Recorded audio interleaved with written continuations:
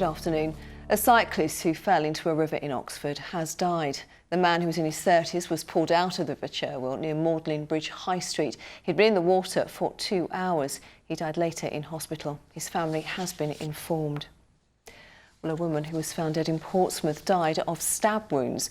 Nadine Burden, who was 36, was discovered at a property on Toronto Road on Saturday. 2 women arrested in connection with her death are still being questioned by police. Now, the case of an Isle of Wight father who successfully challenged a fine for taking his child on holiday in term time is being heard in the Supreme Court. Judges have previously ruled John Platt did not break the law because his daughter had a good attendance record during the rest of the year. Well, the council is arguing for a different interpretation of the word regular, saying any day missed affects education.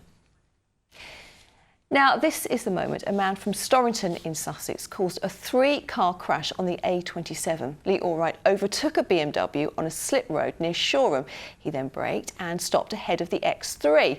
His actions caused a bus to hit the BMW, which then collided with Allwright's Peugeot. The 29-year-old was given a 2-year driving ban, 200 hours of community service and a fine. 12 swans have been shot near Windsor Castle, and it's believed it was at point-blank range. Due to their injuries, 2 of the birds were put down. The animals are now being cared for at a local rescue and treatment centre.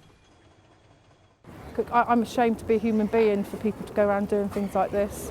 It's just absolutely sick, and I hope they're caught and punished, and the law will come down on them severely as well now. Now, one of Winchester's most historic buildings could be under threat if it doesn't receive the £250,000 needed to save it. Severe flooding in 2014 damaged the City Mill, leaving huge structural problems. Well, the manager, Rick Weeks, believes the building could collapse if urgent repairs are not carried out. Without the props, there's a good chance the building would collapse. We need to make the building fit for purpose. We need to fix it properly. We need to replace the beamwork and make it structurally sound.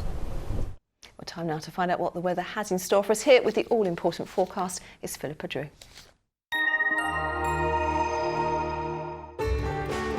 From puddles to paddling, driving through Europe. Eurotunnel the Shuttle sponsors ITV Meridian weather. Hello there. Well, it's certainly looking pretty unsettled for the next few days. Cloudy, wet and windy, but it will be mild, and that's certainly the case this afternoon, with temperatures into double figures for many of us.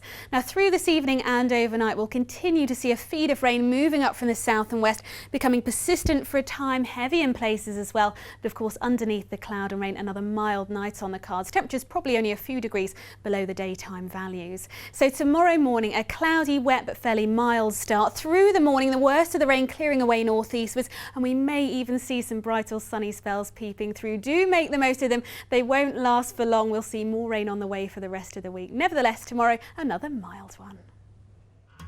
Eurotunnel the Shuttle sponsors ITV Meridian weather.